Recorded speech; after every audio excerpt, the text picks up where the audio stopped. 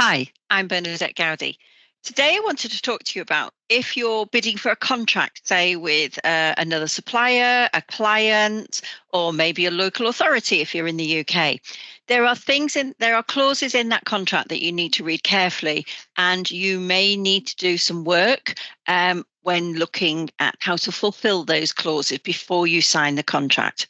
Here at Ariga, we read lots of contracts for clients. It's something that we do week on, week out, and we help decipher what each of our clients needs to do to fulfill the contract requirements. These contracts can be short, 20 pages long. Some we've read are 98 pages long, and they're quite complex at times, and you need to make sure that you're clear on what it is that you're signing.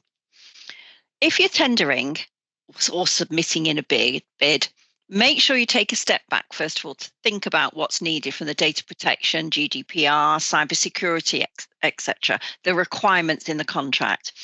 You'll need to show that you do have all your paperwork and all your systems in order. And also, not to be overlooked, you also need to make sure that you also have the paperwork and you've checked up on the systems that any third-party contractors that you intend to use have also got in place. That's usually part of your responsibility when you sign the contract. Make sure you can demonstrate your competency in these areas. So let's think about the due diligence. Usually you will have had to have undertaken that on any third-party contractors you intend to use. And sometimes in contracts, they ask for those contractors who you intend to use to be named. You have to include a list of them. And if you then change your mind to decide to use some other contractors, sometimes they then ask you to update that list. So where do you start in undertaking any due diligence on third-party contractors?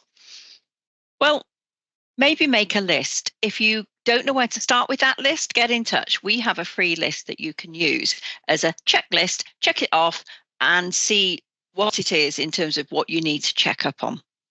It's not going to be fully comprehensive, but it gives you somewhere to start. But you yourself now, you can go to look at your subcontractor's website if they have one. Do they have at the bottom usually, do they have a privacy notice on there? That you have to have. Is it up to date? They should have the date when that privacy notice was formed and updated. They should include that in there so you can see when it was last updated. And also when you visited the site for the first time, did a cookies notice pop up? Were you able to accept it or not, the cookies that the website was collecting? Those are two immediate obvious things that you can check up on, and they're there on the public facing website. If they don't have a website, then you can email to ask your contractor, do you have a privacy notice? It's also an ICO requirement that every company undertakes staff training on data protection. How you do that staff training is up to every company. You can send people on a course or you can just conduct it internally. But everybody has to have staff training on data protection. Has the supplier undertaken that? You may also want to ask them about the use of devices. Is everybody that in that company, the subcontractors, are they using their own mobile phones to have emails on to store customer data, or are they work mobile phones? You can also ask them about that. And ask them about the authentication needed to access that data.